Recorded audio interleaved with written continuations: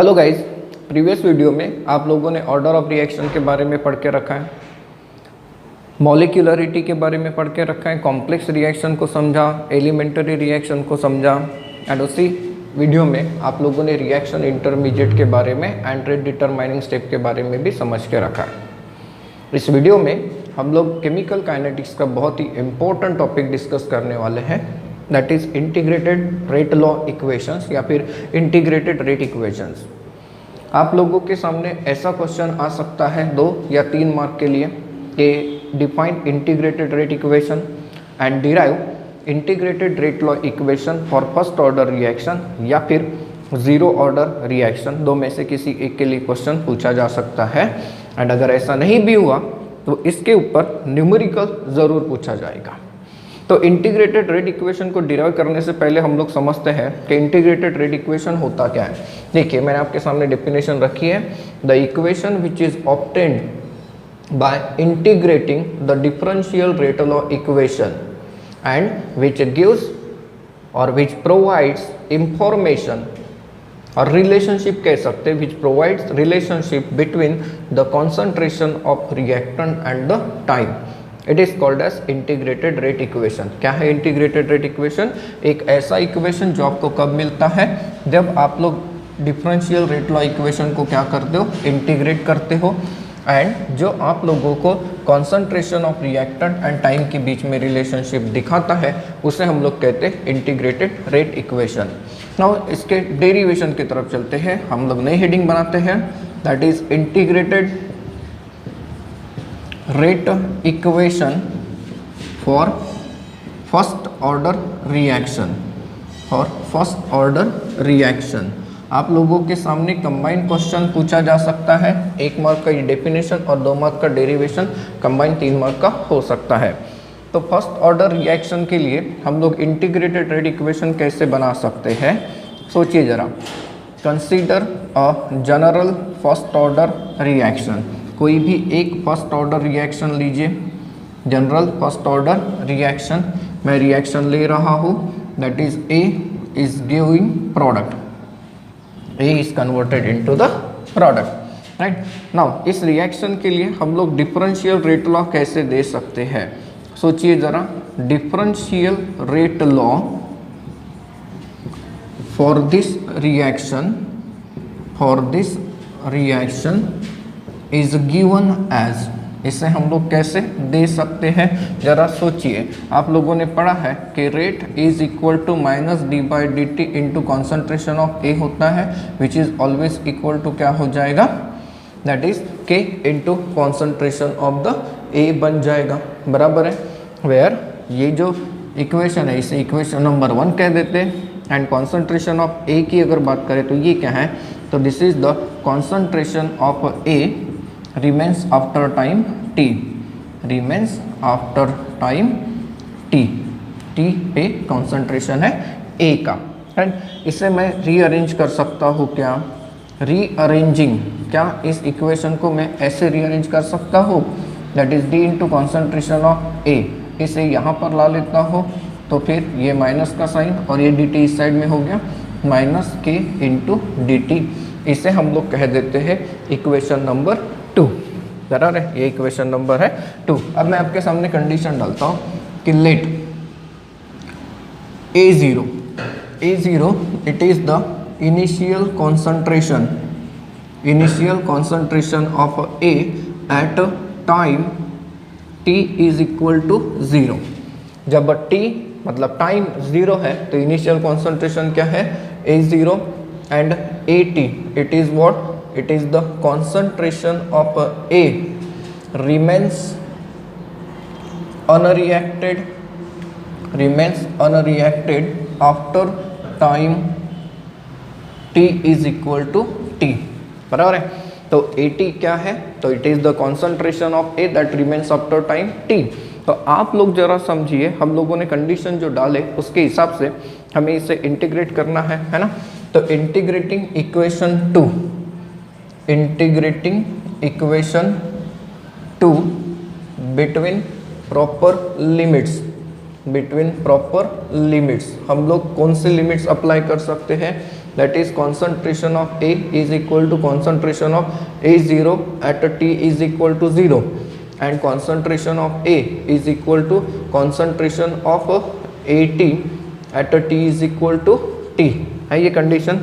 तो इसे इंटीग्रेट करने से क्या मिलेगा, तो integrating between the limits that is A0 to AT D into concentration of A divided by concentration of A is equal to minus integration between the limits of time, time की limits क्या है, initial 0 after time T है, तो ये हो गया K dt। तो इसे जब हम लोग सॉल्व करने जाए तो ये आप लोगों को क्या मिलेगा, तो ये मिलेगा ln of A between the limits of A0 to AT मिलेगा minus K into T between the limits of 0 to T। ना इसे अगर आप लोग सॉल्व करते हो तो ये आप लोगों के सामने क्या आएगा, तो ये ऐसे आएगा that is ln AT। ln मतलब log to the base E भी होता है कई सारे बुक में, right. AT minus ln of A0 is equal to minus KT होता है, is equal to minus KT। Now इसे अगर हम लोग अरेंज करते हैं तो ये log A minus log B के फॉर्म में है, तो ये क्या बन जाएगा ln AT upon ln A0 is equal to minus KT बन जाएगा। ये भी एक इक्वेशन है, इसे कह देते हैं equation number 3। So therefore K is equal to what, यहाँ पर एक चीज़ की तरफ ध्यान दो, पहले तो इसे हमें पॉजिटिव में कन्वर्ट कर लेना है। चलो इसे हम लोग पॉजिटिव में कन्वर्ट करते हैं तो KT इज इक्वल टू क्या हो जाएगा, तो सर इसका रेसिप्रोकल, तो ln A0 अपॉन AT हो जाएगा, ठीक है। Now K is equal to क्या हो जाएगा, तो 1 अपॉन T, ये T इस साइड में जा रहा है, into ln A0 to AT, ये भी इक्वेशन है। अब इसे हम लोग नॉर्मल लॉगरिथम में चेंज करते हैं, दैट इज चेंजिंग टू, यहाँ पे लिख देता हूँ मैं, changing to log to the base 10। इसे log टू द बेस 10 के फॉर्म में कन्वर्ट करना है, तो हम लोग इसे कितने से मल्टीप्लाई करते हैं, बाय 2.303। तो ये क्या हो जाएगा, K is equal to 2.303 divided by T into log to the base 10 of concentration of A0 upon AT हो जाएगा। सपोज करिए this is equation number 4। Now ये जो इक्वेशन नंबर 4 आपके सामने आया, तो equation number 4, equation 4 is the integrated rate law, integrated rate law equation और integrated rate equation for first order reaction, और फर्स्ट ऑर्डर रिएक्शन। देखिए आप लोगों को क्या मिल गया, integrated rate law for first order reaction. उसके लिए आप लोगों ने पहले तो एक रिएक्शन कंसिडरेशन में किया, that is A gives product, and इसके लिए पहले हमने डिफरेंशियल रेट लॉ बनाया। क्या मिला, rate is equal to minus D by D T into concentration of A, और we know that rate is equal to K into concentration of A भी होता है। A का मतलब यहाँ पर हम लोगों ने क्या कंसिडरेशन किया, that is concentration of A remains after time T। तो इस इक्वेशन को रीअरेंज जब किया मैंने तो मुझे मिला dA upon concentration of A is equal to minus K dt। इसे हमने इंटीग्रेट किया between the proper limits. Concentration के दो लिमिट्स रखे, A0 at T is equal to 0 and AT at T is equal to T। तो time के भी दो लिमिट्स हो गए। तो इसे जब इंटीग्रेट करते गए एंड सॉल्व करते गए तो आप लोगों को फाइनल इक्वेशन क्या मिला, K is equal to 2.303 divided by T into log to the base 10 into A0 upon क्या मिला, AT मिला। इक्वेशन नंबर 4 को हम लोग इंटीग्रेटेड रेट इक्वेशन कहते हैं। अब पढ़ते हैं alternative forms, alternative forms of integrated rate law equation और integrated rate equation of first order reaction, first order reaction. ये भी एक क्वेश्चन बनता है 2 मार्क के लिए कि जो फर्स्ट ऑर्डर रिएक्शन का इंटीग्रेटेड रेट लॉ है उसके अल्टरनेटिव फॉर्म्स आप लोग बनाकर दिखाइए। तो ये हम लोग 2 तरीके से बनाकर दिखा सकते हैं। पहला तरीका कौन सा तरीका देखते हैं, the integrated rate equation, the integrated rate equation for first order reaction. For first order reaction is given as क्या हम लोगों ने एक ऐसा फॉर्म पढ़ा था कि ln AT/A0 is equal to -KT। ये भी फॉर्म हम लोगों ने पढ़ के रखा है जब हम लोगों ने इंटीग्रेटेड रेट इक्वेशन को डिराइव करके दिखाया है, बराबर है। Taking antilog of both sides, इसका एंटीलॉग अगर लेते हैं तो ये बन जाएगा AT/A0 is equal to e⁻−KT। ये एक्सपोनेंट में चला गया। यहाँ से इसे क्या मैं ऐसे नहीं बना सकता, that is AT is equal to A0 into e⁻−KT। ये जो इक्वेशन आया ये भी इक्वेशन क्या है, integrated rate law equation for first order reaction. हम लोग इसे दूसरे तरीके से लिखकर दिखा सकते हैं। अब दूसरा तरीका क्या होता है, देखिए, the integrated rate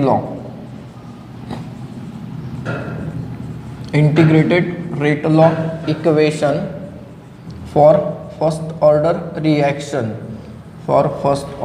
reaction is, हम लोगों ने ये पढ़ के रखा है K is equal to 2.303 divided by T into log to the base 10 into initial concentration and concentration remains after time T। यहाँ पर एक चीज़ को समझो, A0 क्या है, initial concentration of A and AT क्या है, तो concentration of A that remains unreacted after time T। मैं यहाँ पर कंडीशन डालता हूँ कि लेट A मोल पर dm cube be the initial concentration of A at time T is equal to 0, बराबर है। now let x moles per dm cube of A decreases in a time T is equal to T। देखिए condition क्या है, initial moles मैंने A का कितना लिया, A जब टाइम 0 है, एंड x मोल पर dm cube of A decreases in a time T is equal to T, then concentration of A remains unreacted at T is equal to T। ये क्या हो जाएगा, तो ऑब्वियसली A-x मोल पर dm cube होगा कि नहीं होगा। तो आप लोगों को दिखता है कि आप लोगों ने क्या किया, 10 A0 इज इक्वल टू क्या बना दिया A and AT is equal to क्या बना के रख दिया A-x। तो सब्सटीट्यूटिंग these values इन, इसे इक्वेशन नंबर 1 बना देते हैं। इन इक्वेशन 1 क्या बन जाएगा, K is equal to 2.303 by T into log to the base 10 of A/A-x। ये जो इक्वेशन बन के आया ये भी एक फॉर्म होता है इंटीग्रेटेड रेट लॉ इक्वेशन का for first order reaction. Next topic की तरफ चलते हैं, that is half life period of a reaction. Now half life period को आप लोग रिप्रेजेंट करते हो बाय T हाफ लाइफ मतलब क्या, आधा टाइम, राइट, आधा टाइम। अब हाफ लाइफ पीरियड होता क्या है, पहले ये समझ लेते हैं। तो it is the time required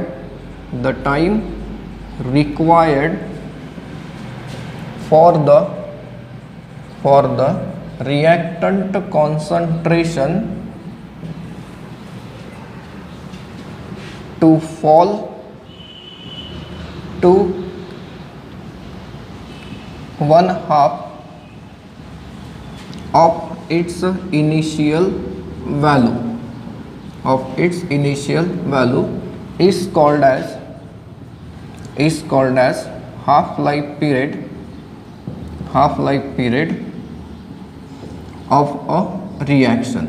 देखिए किसी भी रिएक्शन का हाफ लाइफ पीरियड हम लोग कैसे बता सकते हैं, तो it is the time required for the reactant concentration to fall to 1/2 of its initial value, it is called as half life period. कैसे सर, थोड़ा सा और एक्सप्लेन करिए। सपोज करिए कि मेरे पास एक रिएक्शन है that is A moles of converted into product. Suppose करिए इनिशियली मेरे पास इसके 10 मोल्स है एंड इस रिएक्शन को कंप्लीट होने के लिए लगने वाला जो टाइम है वो अगर है 60 मिनट, कितना 60 मिनट। तो इनिशियली आप लोग जरा सोचिए, आपके पास A के कितने मोल्स रहेंगे 10, प्रोडक्ट के कितने रहेंगे 0। कब, जब T इज इक्वल टू क्या रहेगा 0 रहेगा। अब T इज इक्वल टू 60 पे सोचिए सर, तो टाइम कंप्लीट हो गया। हाँ, तो A पूरी तरीके से किस में कन्वर्ट हो जाएगा, प्रोडक्ट में। मतलब A के मोल्स कितने बचेंगे 0। मतलब यहाँ से रिएक्शन स्टार्ट हुई और 60 मिनट के बाद पूरा का पूरा एक कंज्यूम हो गया और प्रोडक्ट बना। तो इसके जो मोल्स है वो धीरे धीरे कम कम होते गए ना। तो एक टाइम तो ऐसा आया होगा कि जब इसके मोल्स कितने बचे होंगे 5। तो 5 मोल्स बचे, मतलब इसके इनिशियल कॉन्सेंट्रेशन के मुकाबले कितना हो गया, हाफ। तो वहाँ तक पहुँचने के लिए जो टाइम लगेगा उसी को आप लोग क्या कहते हो, टी हाफ कहते हैं, टी हाफ। फिर 5 से 2.5 पहुँचेगा, 2.5 से 1.25, फिर धीरे धीरे इसका आधा हो जाएगा एंड फाइनली 0 हो जाएगा। मतलब ये कि इस रिएक्शन को कंप्लीट करने के लिए जो नंबर ऑफ स्टेप्स लगेंगे वो इनफाइनाइट हो सकते हैं, बराबर ना। ठीक है, अब टाइम की बात करें। देखिए टी हाफ क्या लिखा हम लोगों ने, the time required for the reactant concentration to fall to 1/2 of its initial value is called as half life period. And half life period को हम लोग कैसे रिप्रेजेंट करते हैं, as a T half. Then आप लोगों के सामने जो क्वेश्चन आएगा वो ऐसा हो सकता है कि डिराइव द रिलेशनशिप और explain the relationship between half life period and first order reaction. इन दोनों के बीच में क्या रिएक्शन होगा, क्या रिलेशन होगा, नॉट रिएक्शन, ये एक्सप्लेन करके दिखाइए। ठीक है, करके दिखाते हैं। तो इसके लिए फर्स्ट ऑर्डर रिएक्शन का इंटीग्रेटेड रेट लॉ इक्वेशन ला लीजिए।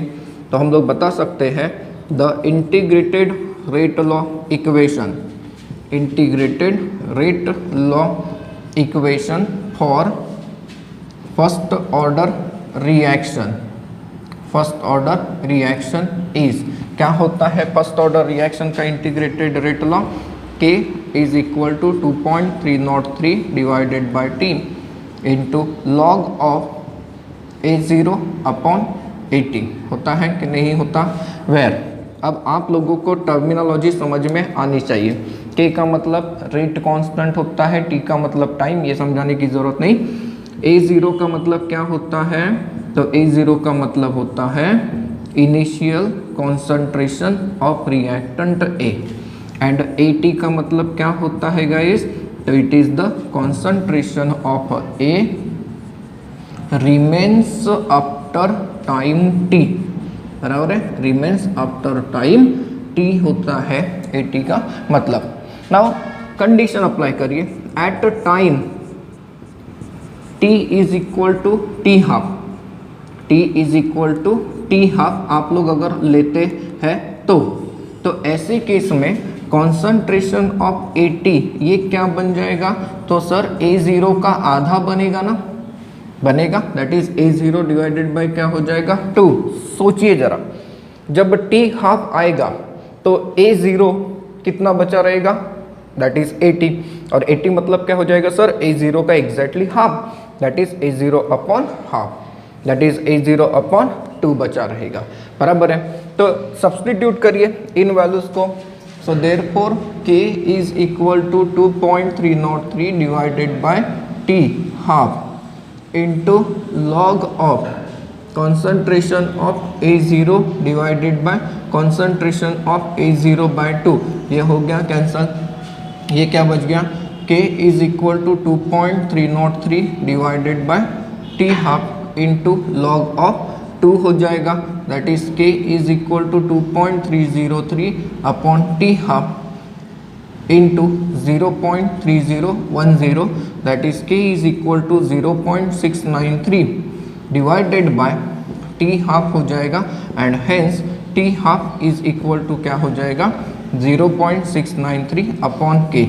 एक चीज़ के तरफ ध्यान दीजिए गाइस, जो T हाफ है दैट इज T हाफ मतलब half life period of the first order reaction is not depend on the initial concentration, क्योंकि कॉन्सेंट्रेशन की टर्म्स यहाँ पर कैंसिल हो गए है ना। तो half life period is independent of the initial concentration of the reactant होता है। अब हम लोगों ने हाफ लाइफ पीरियड का इक्वेशन समझा फॉर फर्स्ट ऑर्डर रिएक्शन। क्या हम लोग हाफ लाइफ पीरियड को ग्राफिकली रिप्रेजेंट करा सकते हैं? जी हाँ, बहुत ही सिंपल तरीके से रिप्रेजेंट करा सकते हैं। सपोज करिए कि मैं ग्राफ प्लॉट करता हूँ between concentration of reactant that is a और वी कैन से 80, ठीक है, एंड यहाँ पर हम लोग प्लॉट करते हैं टाइम। जरा सोचिए, आप लोगों को पता है कि जैसे जैसे रिएक्शन आगे बढ़ेगी, जैसे जैसे टाइम जाएगा, वैसे वैसे रिएक्टेंट का कॉन्सेंट्रेशन क्या होता जाएगा, कम होता जाएगा, एंड रिएक्टेंट का कॉन्सेंट्रेशन जो कम होता है वो एक्सपोनेंशियली कम होता है। एक स्टेज ऐसी आ जाएगी कि रिएक्टेंट का कॉन्सेंट्रेशन 0 हो जाएगा, उस टाइम पे रिएक्शन क्या हो जाएगी, कंप्लीट हो जाएगी। तब इनिशियली यहाँ से यहाँ पर अगर हम लोग देखें तो ये जो कॉन्सेंट्रेशन होगा ये कौन सा होगा, ऑब्वियसली A0 का होगा। तो जैसे जैसे टाइम जाएगा, मान लीजिए कि यहाँ पर आते आते कॉन्सेंट्रेशन अगर आधा होता है तो इसे हम लोग क्या कहेंगे, T हाफ। ये क्या हो जाएगा, फर्स्ट T हाफ हो जाएगा, बराबर है। फिर इसके बाद ड्रामा चालू होगा, यहाँ से कॉन्सेंट्रेशन आधा गिरेगा। सपोज करिए कि यहाँ पे गिरता है तो ये क्या हो जाएगा, सेकेंड T हाफ हो जाएगा। फिर यहाँ से आधा गिरेगा, फिर ये जो T हाफ होगा इसे हम लोग थर्ड T हाफ कह सकते हैं। ऐसे सीरीज ऑफ T हाफ आप लोगों को मिल सकते हैं जब कोई एक रिएक्शन कंप्लीट होती है। तो रिएक्शन को कंप्लीट होने के लिए कई सारे स्टेप्स लगेंगे और ये कैलकुलेट करना इतना इजी नहीं होगा। आप समझते हैं graphical representation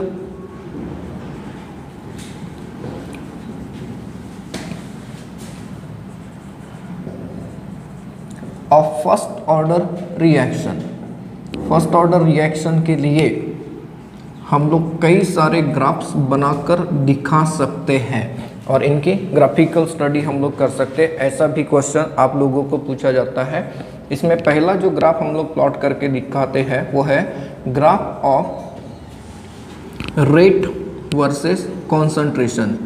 rate versus concentration, एक चीज़ याद रखना गाइस, अगर आप लोग किसी भी ऑर्डर रिएक्शन के लिए ग्राफ प्लॉट करते हो ये वाला रेट वर्सेस कॉन्सेंट्रेशन, तो हमेशा जैसे जैसे कॉन्सेंट्रेशन ऑफ रिएक्टेंट बढ़ता है वैसे वैसे रेट ऑफ रिएक्शन बढ़ता है, इतना याद रखना।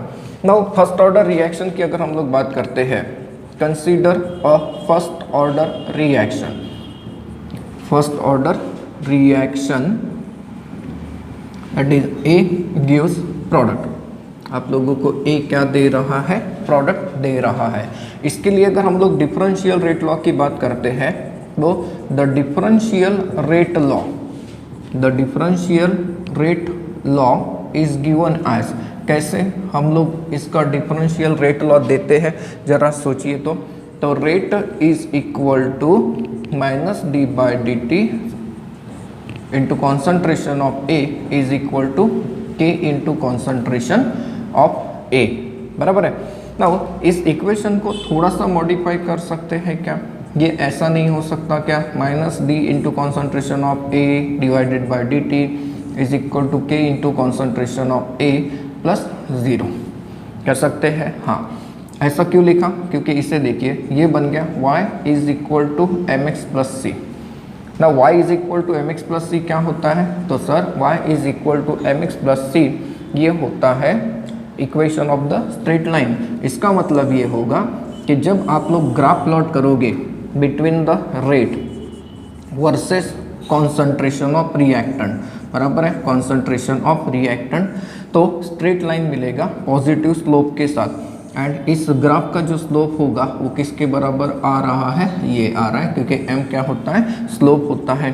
तो जब भी आप लोग रेट वर्सेस कॉन्सेंट्रेशन के बीच में ग्राफ को प्लॉट करोगे आप लोगों को straight line passing through the origin मिलेगा। और मैंने आपको बताया था कि जैसे जैसे कॉन्सेंट्रेशन ऑफ रिएक्टेंट बढ़ेगा वैसे वैसे रेट ऑफ रिएक्शन बढ़ता ही चला जाएगा। देन दूसरा ग्राफ हम लोग पढ़ते हैं, that is graph of concentration versus time. Sir concentration versus time, तो कॉन्सेंट्रेशन की बात करिए एंड टाइम के साथ कंपेयर करिए, तो जैसे जैसे टाइम जाएगा वैसे वैसे कॉन्सेंट्रेशन ऑफ रिएक्टेंट क्या हो जाएगा, कम कम हो जाएगा। इसके लिए भी वही आंसर देंगे, consider a first order reaction, एक कोई भी फर्स्ट ऑर्डर रिएक्शन को अज्यूम करा देते हैं, एक गिव्स प्रोडक्ट, बराबर है। इसके लिए अगर हम लोग इंटीग्रेटेड रेट लॉ की बात करते हैं, the integrated rate law for this reaction is, क्या कभी आप लोगों ने ऐसा पढ़ा है कि A T is equal to A0 into E to the power minus K T. तो जब आप लोग ग्राफ को प्लॉट करोगे with concentration versus time, right, concentration versus time, तो यू विल ऑब्जर्व दैट कि ये एक्सपोनेंशियली कम होता है। देखिए ये एक्सपोनेंशियली कम होता है, यहाँ पर आप लोगों को मिलेगा A0 एंड ये कौन सा है कॉन्सेंट्रेशन, तो that is AT, concentration after time T। तो जैसे जैसे टाइम जाता है गाइस, वैसे वैसे रिएक्टेंट का कॉन्सेंट्रेशन क्या होता है, कम कम होता है। ये भी हर एक टाइप के ऑर्डर ऑफ रिएक्शन के लिए लागू होता है, क्योंकि जैसे जैसे टाइम जाएगा वैसे वैसे रिएक्टेंट मॉलिक्यूल्स किस में कन्वर्ट होते जाएंगे, प्रोडक्ट्स में। तो कॉन्सेंट्रेशन ऑफ रिएक्टेंट क्या होता जाएगा, कम कम होता ही जाएगा। तीसरा ग्राफ बना के देखते हैं, that is graph of log of AT versus time. सोचिए इसके बारे में हम लोग क्या कंडीशन लाकर दिखा सकते हैं। और इंटीग्रेटेड रेट लॉ इक्वेशन कैसे लिख सकते हैं, देखिए the integrated rate law equation, integrated rate law equation for first order reaction, for first order reaction is, क्या हम लोगों ने ऐसा इक्वेशन पढ़ा, K is equal to 2.303 upon T into log of A0 upon AT। हाँ sir, ये तो हम लोगों ने डिराइव करके दिखाया है, ठीक है। इसे मैं रीअरेंज करता हूँ, ये इक्वेशन क्या हो जाएगा, that is log of A0 upon AT। इस टर्म को मैं इस साइड में लेकर आया तो ये हो जाएगा K अपॉन 2.303 इंटू टी हो जाएगा। नाउ ये लॉग A अपॉन बी हो गया, तो लॉग A अपॉन बी क्या होता है, तो log A minus log B होता है, ठीक है। तो ये हो जाएगा log of A0 minus log of AT is equal to K upon 2.303 into T आया हुआ है, ठीक है। अब इसे देखिए, ये minus log of AT is equal to क्या हो जाएगा, तो K upon 2.303 into T minus, ये टर्म यहाँ पर माइनस में हो गई, that is log of A0। और इसे अब मैं प्लस में कन्वर्ट करता हूँ, तो ये हो जाएगा log of AT is equal to minus K upon 2.303 into T plus log of A0 हो जाएगा। इस इक्वेशन को देखिए, ये इक्वेशन क्या है, y is equal to mx plus c, मतलब equation of the straight line है। तो इसका मतलब ये होगा कि जब आप लोग ग्राफ को प्लॉट करोगे, जब आप लोग ग्राफ को प्लॉट करोगे किसके बीच में, that is log of AT versus T, बराबर है। इसके बीच में ग्राफ प्लॉट करेंगे तो हमें स्ट्रेट लाइन तो मिलता है, लेकिन इस ग्राफ का जो स्लोप है वो स्लोप कैसा है, निगेटिव है, मतलब straight line with negative slope. तो straight line with negative slope ऐसा मिलेगा, एंड इस ग्राफ का स्लोप क्या हो जाएगा गाइस, माइनस K अपॉन 2.303। यहाँ पर एक और चीज़ के बारे में ध्यान रखिए, ये जो इंटरसेप्ट है, ये इंटरसेप्ट क्या हो जाएगा, A0 इनिशियल कॉन्सेंट्रेशन। तो जब आप लोग ग्राफ प्लॉट करोगे between the log of AT versus time, you will get a straight line with a negative slope. then इसके बाद हम लोग चौथा ग्राफ बनाकर दिखाते हैं for first order reaction, that is graph of log of A0 upon AT versus time। अब इस ग्राफ का नेचर क्या होगा ये हम लोग समझ सकते हैं यहाँ से। The integrated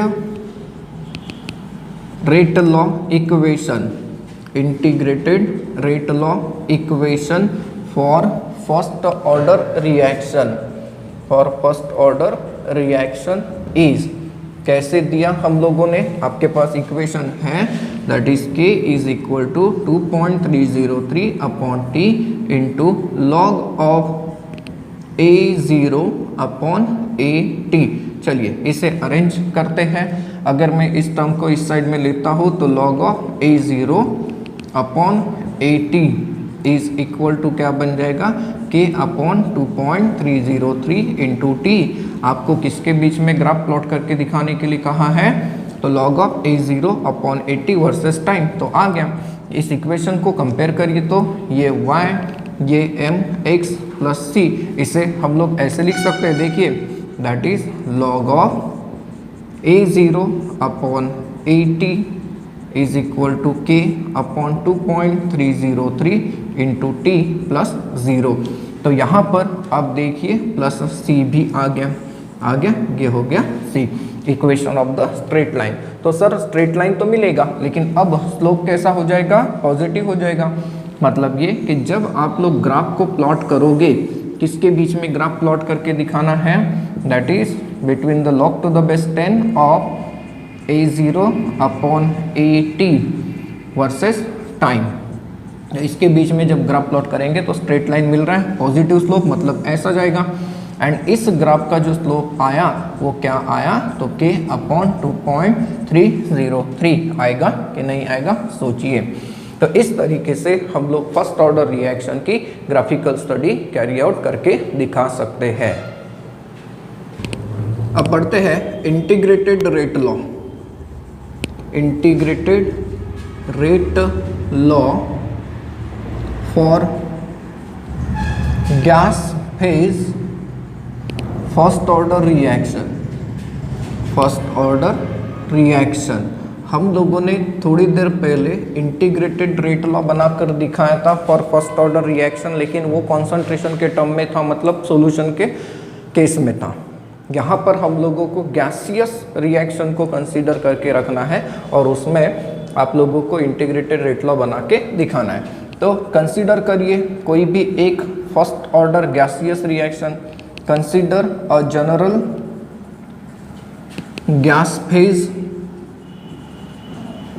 first order reaction, first order reaction. Suppose करिए कि आपके पास कोई एक ऐसी रिएक्शन है, A gas it gives B gas plus C gas, right.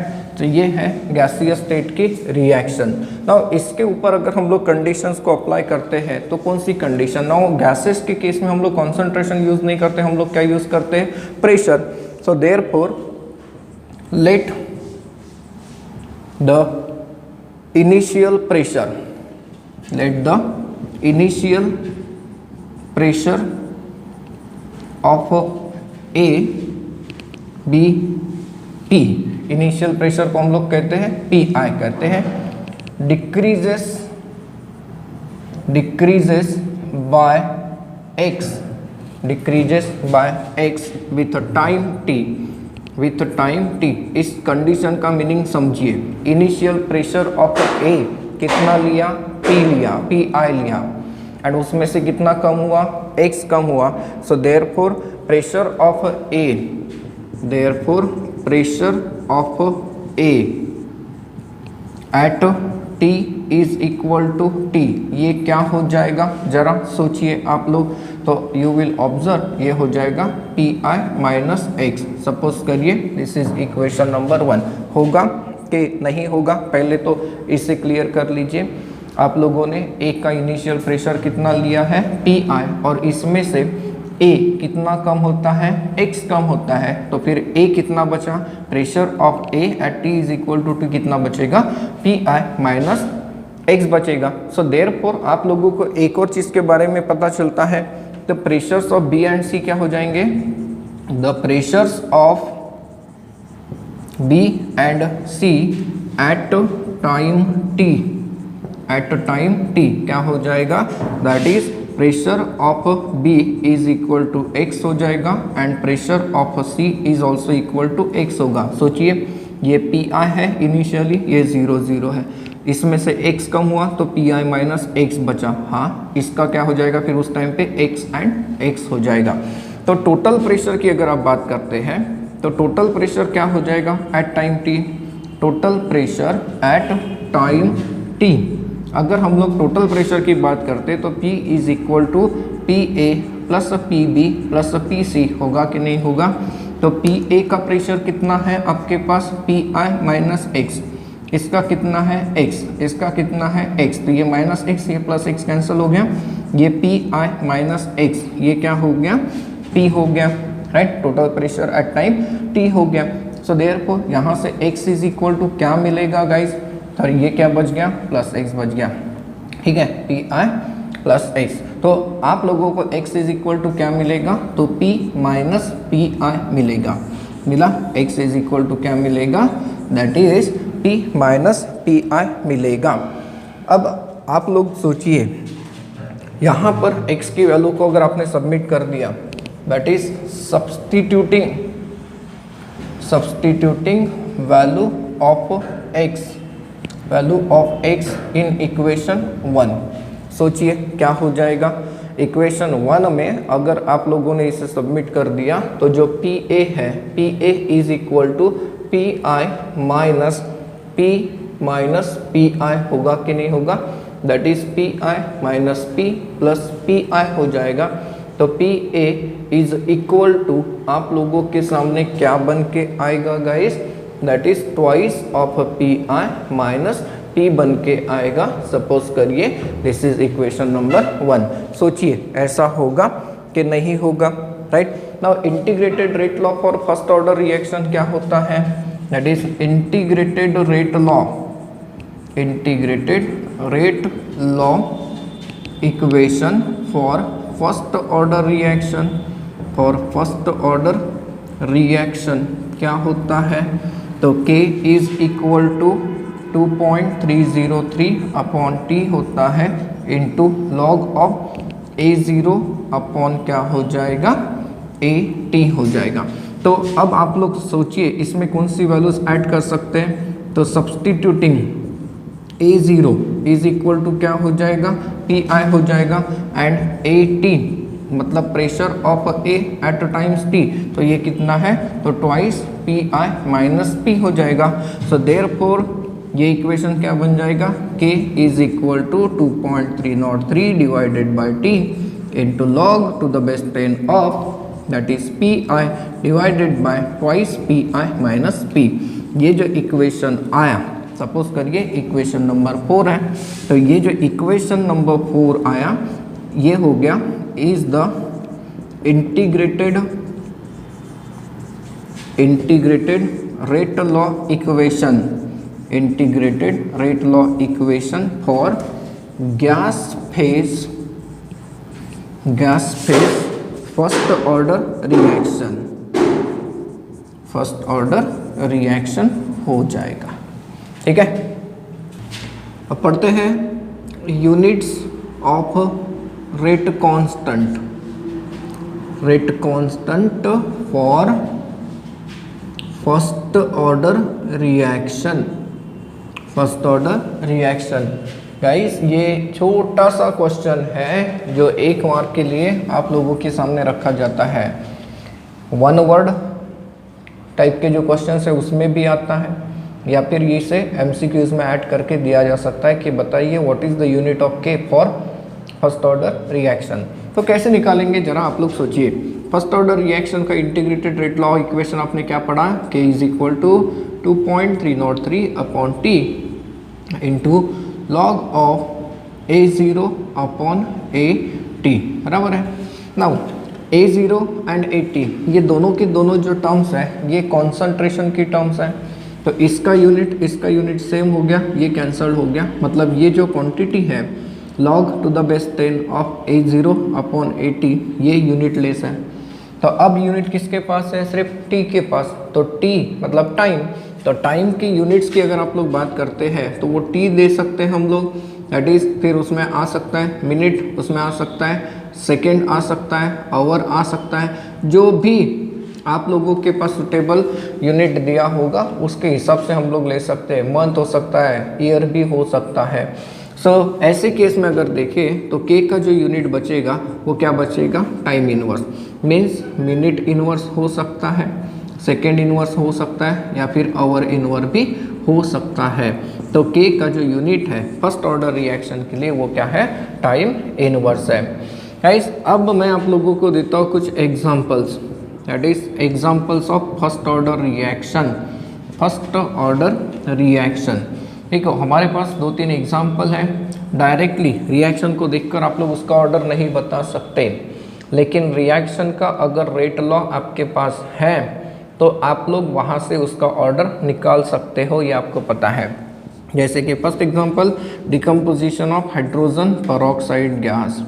Hydrogen peroxide gas जब डिकम्पोज होता है तो water and oxygen gas release होती है। इस रिएक्शन का रेट लॉ अगर हम लोग देखते हैं तो ये होता है rate is equal to K into concentration of H2O2। देखिए यहाँ पर 2 नहीं है, रिएक्शन में 2 है, ये तो बैलेंसिंग फैक्टर हो गया, लेकिन रेट डिटरमाइनिंग स्टेप में आप लोगों को सिर्फ 1 मोल दिखेगा हाइड्रोजन पेरोक्साइड का इन्वॉल्व होते हुए, इसलिए ये कौन से ऑर्डर की रिएक्शन हो गई, फर्स्ट ऑर्डर की रिएक्शन हो गई। दूसरा एग्जांपल आप लोग दे सकते हो, decomposition of N2O5 gas. N2O5 gas जब डिकम्पोज होगी तो आपको मिलेगा twice of NO2 gas plus यहाँ से रिलीज हो जाएगी O2 गैस। इस रिएक्शन का रेट इक्वेशन ऐसा होता है, that is R is equal to K into concentration of N2O5। So therefore ये क्या हो गई, फर्स्ट ऑर्डर रिएक्शन। एंड तीसरा एग्जांपल अगर देखें तो इट इज कन्वर्जन और you can say isomerisation of cyclopropane.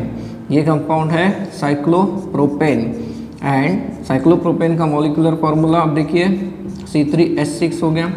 ये कन्वर्ट होता है into CH3 CH double bond CH2, this is what, तो प्रोपीन है ये, एंड इसका रेट इक्वेशन मिलता है कुछ ऐसे। तो ये देखिए इसके पावर में कितना है, 1 है। सो देयरफॉर ये हो गई फर्स्ट ऑर्डर रिएक्शन। ऐसे नहीं कि यही एग्जांपल है, बहुत सारे एग्जांपल है। एक और चीज़ याद रखेंगे, radio active decay. Radio active decay मतलब क्या, तो जो रेडियो एक्टिव डिसइंटीग्रेशन का फिनोमिना होता है ये हमेशा फर्स्ट ऑर्डर काइनेटिक्स को फॉलो करते हैं। फर्स्ट ऑर्डर काइनेटिक्स को हमेशा ये फॉलो करते हैं। तो ये है कुछ एग्जांपल्स फर्स्ट ऑर्डर रिएक्शन के।